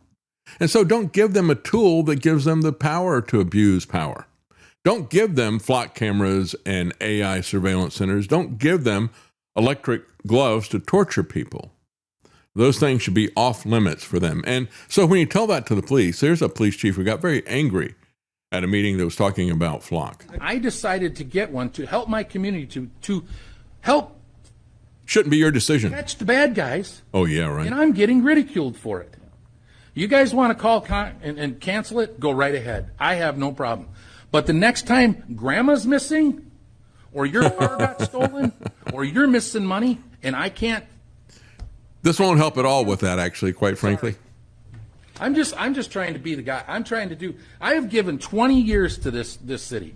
My blood, sweat, and tears, missing family events, holidays. I've worked nights, weekends, and everything. And this is what I get for helping? I am not a rule breaker. I'm a law enforcement officer. I take that oath very frickin' seriously. And to get slammed like I did tonight, good luck. That's all I'm going to say is good luck. How to do background checks on half the people that make comments. Yeah, look at that. Right after he said that, you can trust me. So, yeah, if you're leaving negative comments about what I should investigate you. But trust me, I'm a good guy. I'm a good cop, right? He can't even make it through one meeting without showing how this power is going to be abused. It's truly amazing. That's a great clip. I love that clip. Because trust me, I'm going to find grandma for you. Yeah. I've always said, when they talked about these autonomous killer robots, and when DARPA had the competition for the biped robots, they said, well, yeah, we need to use it for things like, Fukushima, where you got a nuclear power plant, because we don't want to send humans in, but we could send in these biped robots. They could shut that down. I said, don't believe this argument that the killer robots are there to help grandma cross the street. It's not about that. It's not about finding the little lost boy. It's about Terminator. And we know what human nature is. You don't give this kind of power to anybody in government, because they'll immediately turn around and even in the same meeting say, well, if you don't agree with me using this, maybe I ought to use it to investigate you. It's not even about the cars. They're putting these things in places where there are no cars. Data centers have now become a midterm liability. Maybe not for Marsha Blackburn, but for other people it has. This is an article from New American, and I got to shout out and say I really like the articles by Veronica Krivolenko at New American, because she's not afraid to attack Trump. She goes after Trump when he needs to be attacked. She doesn't just focus on that. She'll talk about positive aspects, if any can be found, but she is not afraid to criticize him. She said, Trump thinks the data centers have a PR problem, meaning that the public simply doesn't understand just how great they are. And so even as other people are running away from it, these Democrat and Republican governors as well, he's doubling down on it. He said mayors and governors should welcome them. His argument was simple: jobs, investment, tax revenue, and I'm going to pay you to do that, just like he paid people to do the lockdowns and the jabs when he was president last time. But she said data centers consume enormous amounts, of course, of farmland. I like the fact she put consuming farmland first, because we all think about the water, think about the electricity, but it's the consumption of the farmland that I think is really the tell that this is about a World Economic Forum plan. But what do we get when we pay with our farmland, our electricity, and our water? When we give them our farmland, electricity, and water, what do we get in return? We get noise, we get pollution, we get tax subsidies, and we get industrial sprawl that will become hollowed out garbage in no time at all. The physical backbone of the rapidly expanding digital control grid, a term that was coined by Catherine Austin Fitts. Now data centers are becoming a midterm political issue, as they should. And yet the Republicans are increasingly on the wrong side of this issue. You just had Greg Abbott do an about-face on this, and it's good that he did, but do you really trust that? Trump has made AI infrastructure a national priority. A July 2025 executive order directed federal agencies to accelerate permitting for large data centers and for supporting infrastructure. In his second term, he began with the Stargate project, $500 billion, and on and on. Yet a Virginia legislature study just found that the typical 250,000 square foot data center employs only 50 full-time workers, about half of them as contractors. Construction can employ about 1,500 people, but then it drops immediately. And that's what the state representative was talking about as well. She said it comes in during the construction phase as a tremendous burden on infrastructure. If you build out infrastructure to accommodate that, it is a fleeting thing, and you wound up right away with something that is overbuilt. But it does not create jobs. We'll be right back, folks.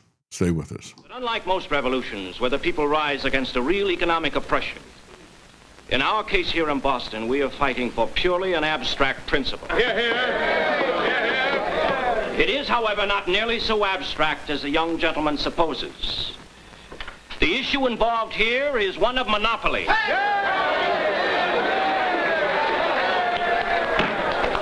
Today, the British government will monopolize the sale of tea in our country.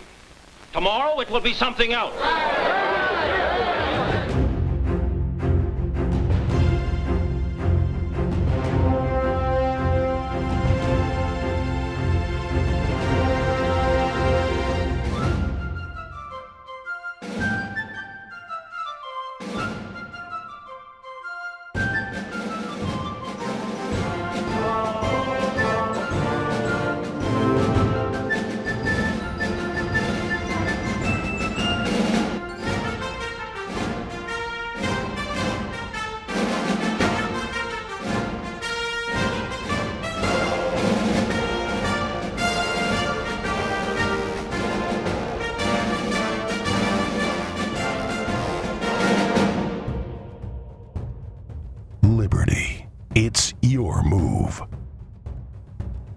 listening to The David Knight Show. All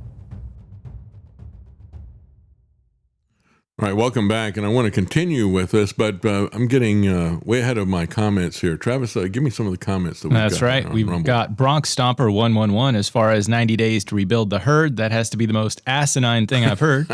45 through 120 days for breeding season, followed by a 9-month gestation period, then 16 to 30 months to grow and finish the calf.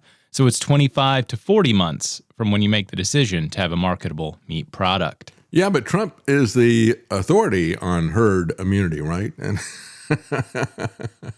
that's what I've heard anyway.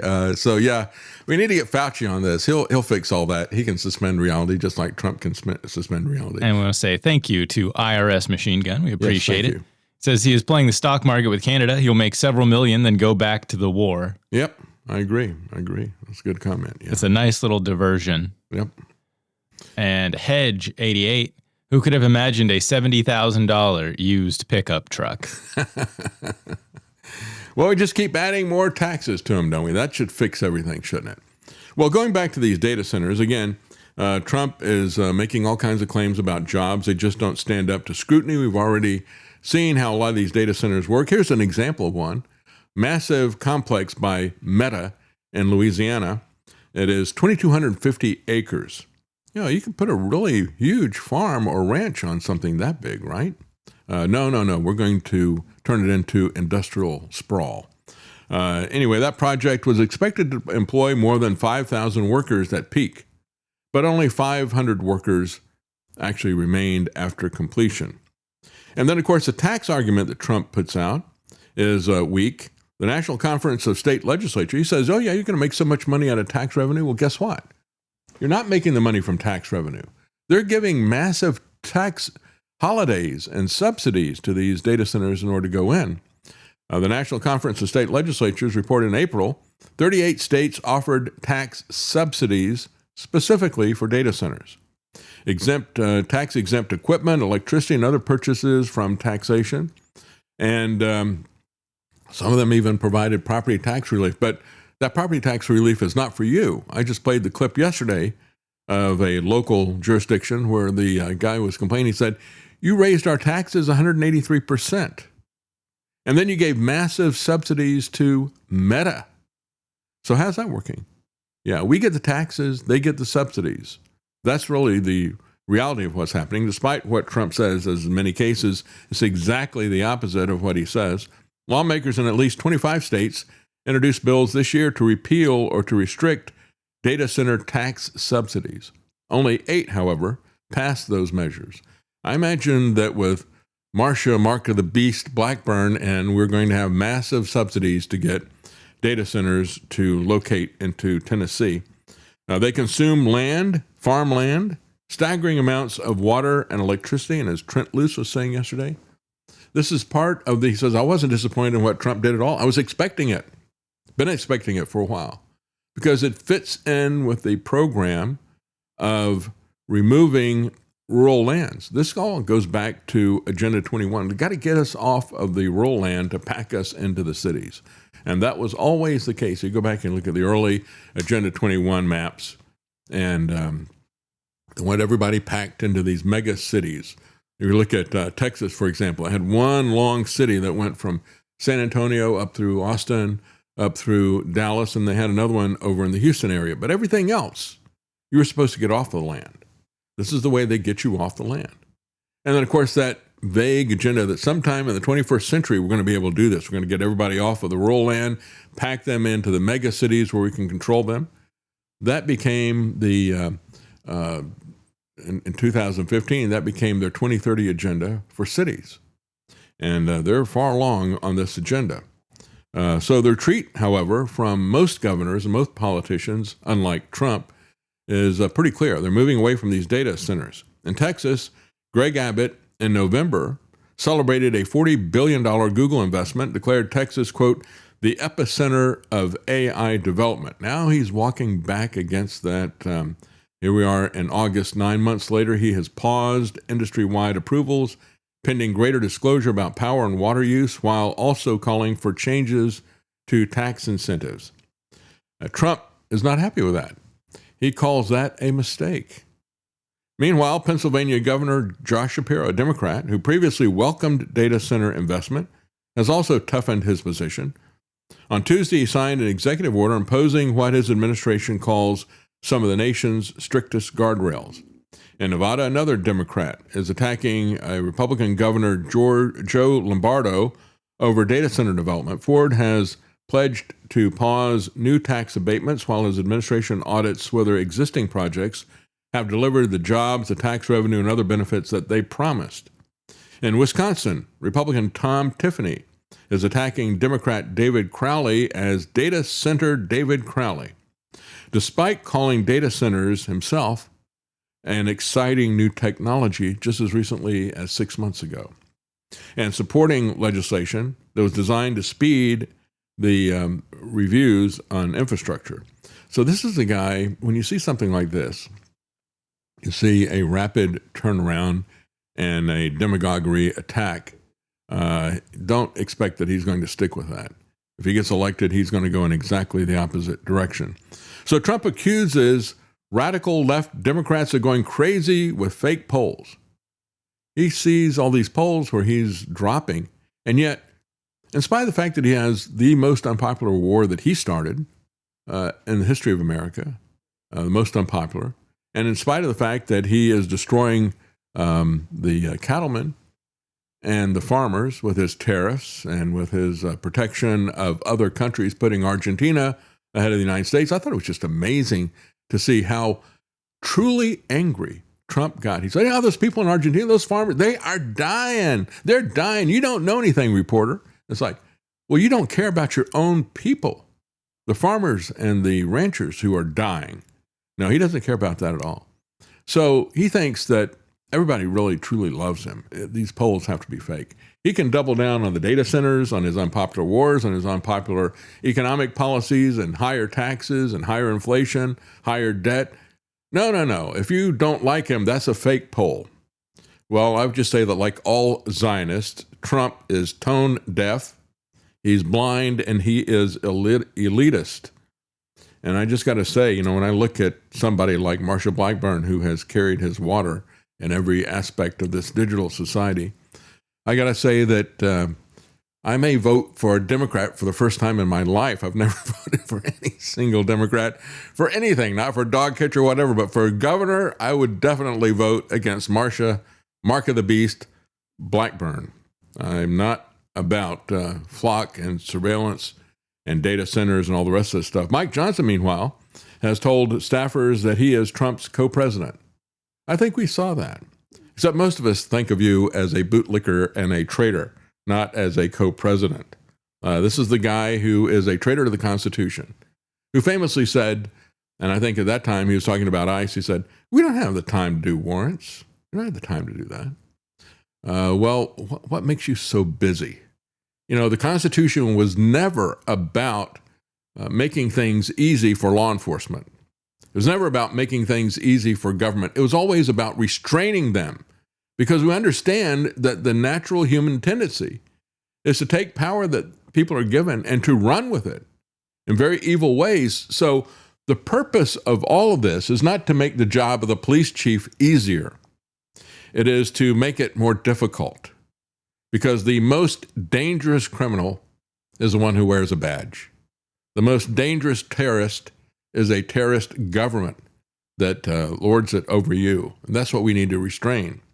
So data centers are having a moment here, aren't they? Intensifying late summer backlash against data centers is inspiring panic among some corners of the tech sector. They think they're mishandling a political crisis that will stretch into 2028 and beyond. So you've got all these people, Greg Abbott, Josh Shapiro, even Mike Rogers. And think about Mike Rogers. This is a guy who has cheered every single aspect of the surveillance state, the 21st century surveillance state. As a matter of fact, he was the one out there saying, well, if you're worried about your privacy, maybe you're a criminal. He's one of the people who have said that over and over again.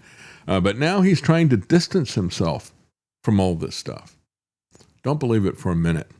AI is going to be a massive issue for presidential election in a way that technology has never been an issue before, said one representative from a major AI company. He said nobody wants to lose their job. They're already feeling squeezed while these very, very rich people who are richer than anything we've ever seen in the history of Earth are making more money. I think people are sick and tired of that. And I'm sick and tired of it as well. What it is doing is it is paving the way and pushing people towards socialism. And that's really going to be the result of the kind of wealth transfer and corruption that we're seeing from the Trump administration.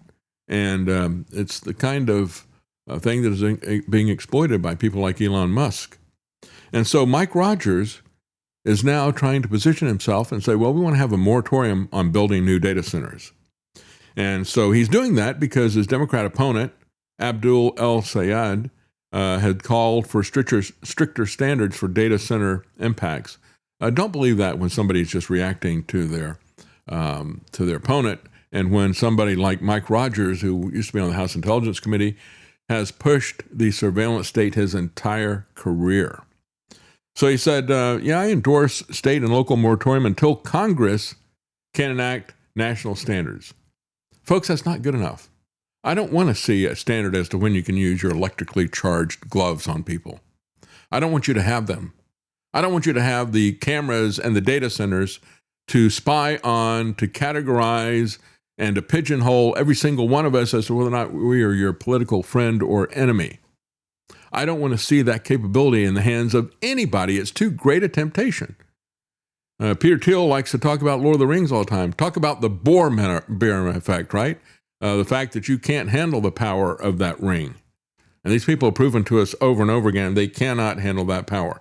Meanwhile, you have the CEO of Flock, who is telling you that we always hear this, don't we? Well, we need to come up with a reasonable compromise. I want to take away your privacy to keep you safe, and you should be willing to give that up. I value my privacy. My family values their privacy. My employees value their privacy. But what we're talking about is safety as well. And so I think when people talk about just one of these, privacy or safety, they're prioritizing the wrong thing. And what we have to prioritize as a country is compromise. How do we have our safety, and how do we balance privacy? And so when I think about legislation that calls for an outright ban, that's like banning vehicles. That would never have made sense. Instead, what we did is we introduced laws against drunk driving. We introduced laws around seatbelts, laws around airbags. Yeah, and so we don't have drunk drivers anymore, right? Because we're protected by laws. And we won't have anybody who abuses this power either, will we? It's always a trade-off between liberty and safety, isn't it? And that's how the tyrants get you. It is a zero-sum game, folks. Guess what? When you give up your liberty, you get nothing in return for it.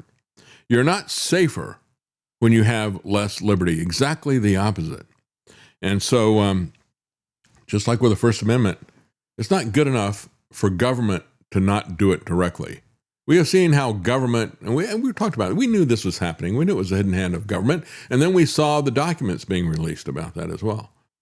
But we knew that government was operating behind the scenes, behind the curtain, to censor people on social media and elsewhere. They would pretend that, meanwhile, they were saying, well, we don't have anything to do that. I mean, that's a private corporation. They can do what they want. And I've seen libertarians, Reason Magazine, I've seen John Stossel say, I don't like the fact they censored me again. I don't like that. But Google is a private company, and they can do whatever they wish. No, they can't. Quite frankly, especially when we're talking about a corporation, they are creatures of government. They exist as a government-created privilege. We as humans are very different. We have rights because we were created by God. That's the Declaration of Independence. That's what this country was founded on. Humans have rights that corporations do not have. And yet we have a government that treats it exactly the other way. They give greater rights to corporations than they do to individuals. We had Mitt Romney who said corporations are people too. No, they're not. They are government-created institutions. Institutions are not people. And they should not be allowed to take away our God-given rights. And government has a duty to protect those rights. Even if they were telling us the truth, even if they were not secretly behind this stuff, operating behind the closed curtain, the government has a duty to stop people from taking away your life or your liberty, right?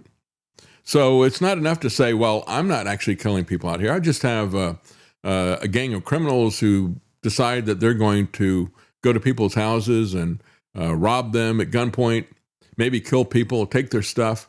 But I'm not doing that. I'm the government. I'm not doing that. So don't blame me. I'm just the government.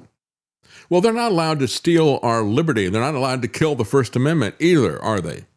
And we should stand against that type of thing. As a matter of fact, when you look at what is on the way, here's a good example. Here is the Ford Motor Company, and they're talking about creating a new device. They've got a patent out for this. They'll basically turn their cars into reporters for the police. Now, why would they do that? I mean, consumers aren't going to like that. But again, we've seen over and over again that these corporations don't care what you think. It's whether it's NASCAR hates white people or whatever, Coca-Cola, they don't care because they answer to the hedge funds. They answer to the people like Larry Fink or whatever. And the other corporations answer to the government because that's where they get most of their money from. They're looking at something, if they can turn all of the Ford cars that they have into mobile flock cameras and sell that information to the government, look at how much money they can make. They're not interested in selling cars. They want to have have you pay by the amount of, pay by the ride. They're talking about how they're now mobility companies. They don't want to sell cars. They want to sell, quote unquote, mobility. And that means that you'll rent your transportation by the ride and pay them, or you'll pay them to surveil on people. Because again, that's going to drive people into their business model of where nobody owns a car, nobody drives a car, but everybody rents it from Ford. So, flock cameras have been getting a lot of attention lately. Nobody likes them. But did you see what Ford just did? If you don't know, Ford just filed for a patent. They're wanting to start putting cameras and sensors in their vehicles that will automatically detect when nearby vehicles are speeding. It will capture photos, speed details, and GPS data and forward that information directly to the police department. If you own a Ford, now you're going to become a rat. Yeah, maybe they could call it the Stasi model, right? In East Germany, half the people were informing on the other half of the people. That's what they found after it fell, and people saw the files and documents. There was one, I remember an American woman who was a hardcore communist. She thought communism was just the greatest system ever. She loved it so much that she moved to East Germany. She found a guy there, married him, and stayed there and lived there. And she was constantly being followed by the Stasi. She didn't know it, but they had everybody reporting on her. And so she said, I had all these people that I thought were my friends. They were my neighbors, people that I would meet on a regular basis, and they were all informing on me, she found out. And she said people would be so nice. You'd go to the, you would meet them as a neighbor or something, be so nice, and yet everybody would line up to go to the butcher shop to get a little bit of meat that would show up there. And the same person who was so nice and personable when you met them one-on-one, now you go into the butcher shop, and they got a little bit of authority, and they start bossing people around, like the TSA effect. And so this is, we don't want to have this kind of a system. The government should not allow Ford to do that. Instead, the government will pay Ford to do that. That's what Ford knows. That's why they want to come up with a Ford Stasi model.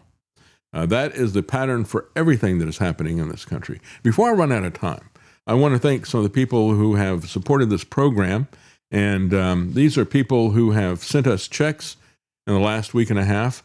Stephanie K., Karen B., Hunt G., Jeremy W., Aaron W., Eric K., Stacy in New Hampshire, and Richard R., Tom, Nancy, Abby, and Sammy. Thank you so much. These are some of our longest-term supporters. I really do appreciate that. Thank you. Diana and Mark S., David and Debbie W., Marty of I'm Marty, another long-term supporter, and he has done many fundraisers for us as well. Margaret, Mary T., Scott C., Mary N., and Marty K. Happy birthday, Marty. And again, his birthday was the same day as Travis's last Friday. I'm running behind on these schedules. And just real quickly, I've only got a couple of names here in terms of Zelle and Cash App. On Zelle, we have Susan L., another long-term supporter, Peter H., Mitchell M., Sally D., Kimberly M., Michael R., and Lois I. And again, all these people are the names that I see all the time. supporting us, and I really do appreciate that. On Cash App, we have Dylan L. Thank you so much. And just to give you an idea of where we are right now, we're going to move up the gas gauge to 3/4, but we're not quite up to 70%.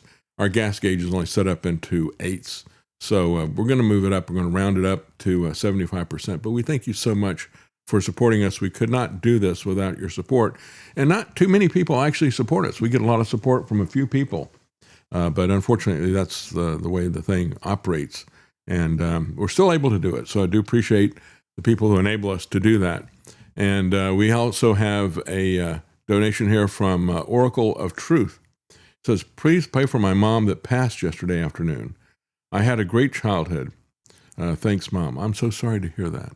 But I'm glad that, I'm glad that you had a great childhood and you have fond memories of her. That's the really important thing. It is something that happens to us all. I was just talking to Mark Hall yesterday, actually by text. And he does documentaries. I've covered his documentary about Killing Ed, which is about the voucher school system and the way it was corrupted by a Muslim group under Fethullah Gulen, a guy that came out of Turkey.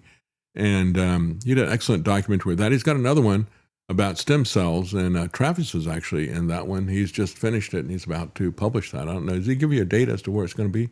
I don't think he gave me exact specifics because they were still working on editing last I spoke to him. Well, what made me think about it was the fact that, he told me yesterday that they're finished with it. So I don't know what his time frame is. But what made me think about it yesterday was he was telling me that Adam Curry, who has a podcast, many people call him the Pod Father because I think he had the very first podcast.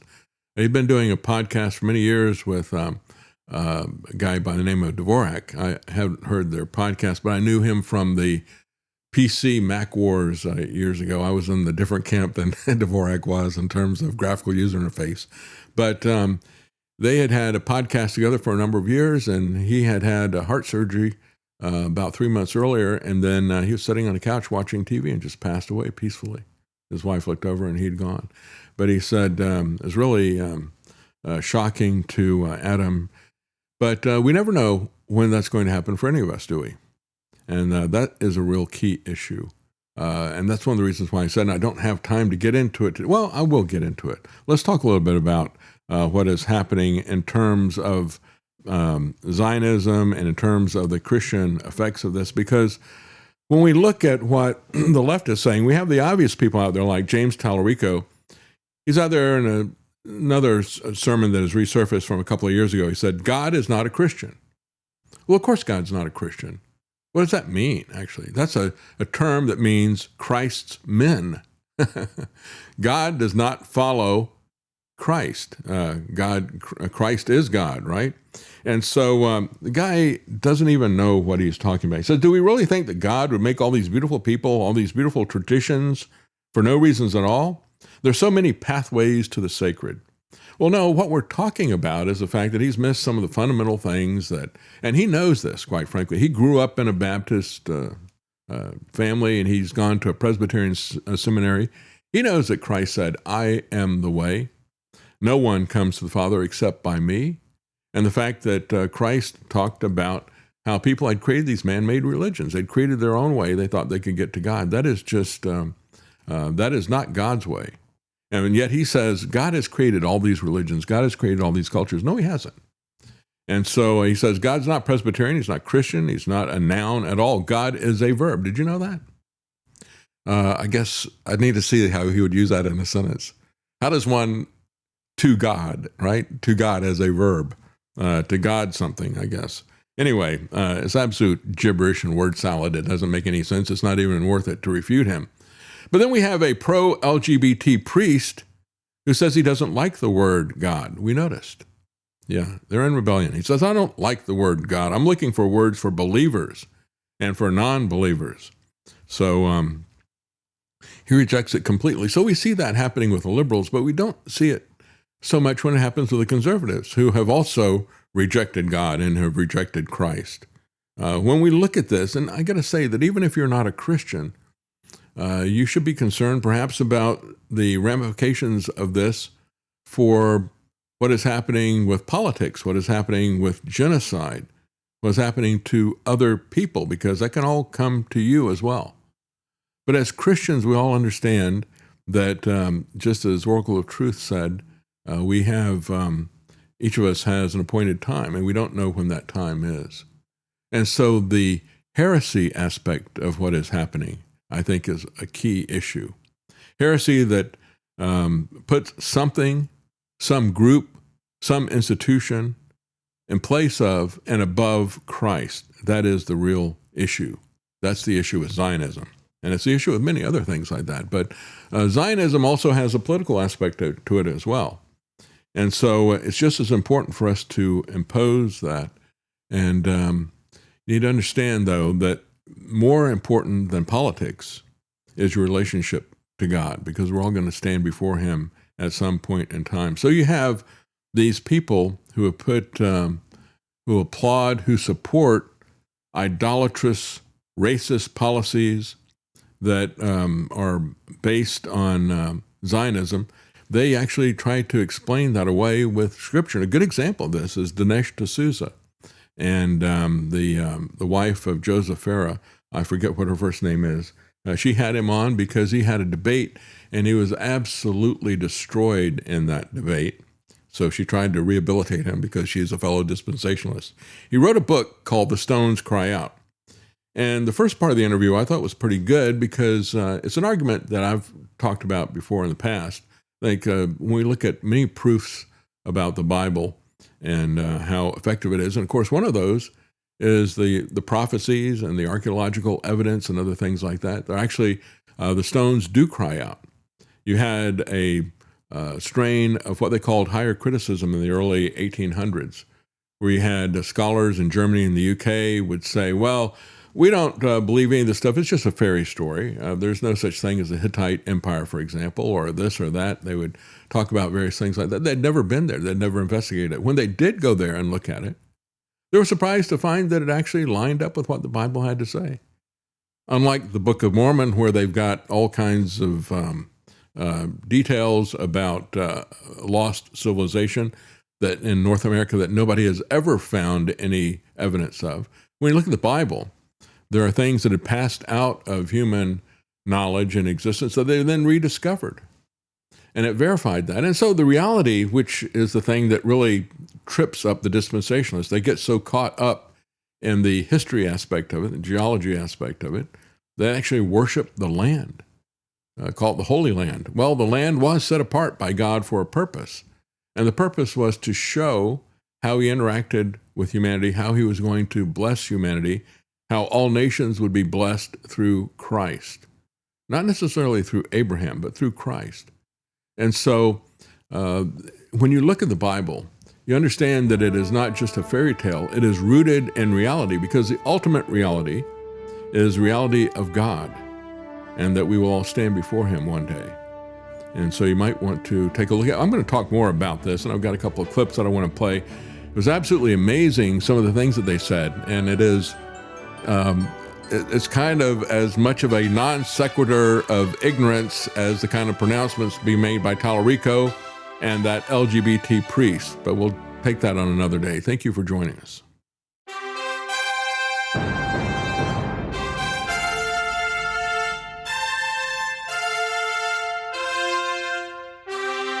The common man. They created Common Core to dumb down our children. They created Common Pass to track and control us. Their Commons Project to make sure the commoners own nothing.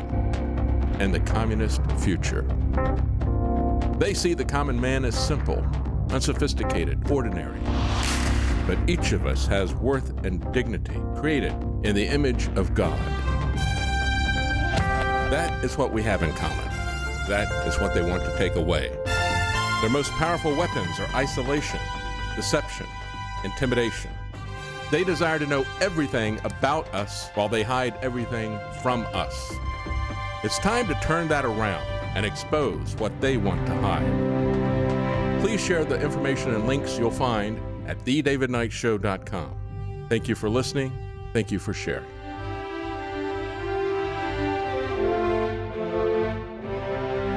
If you can't support us financially, please keep us in your prayers. thedavidknightshow.com.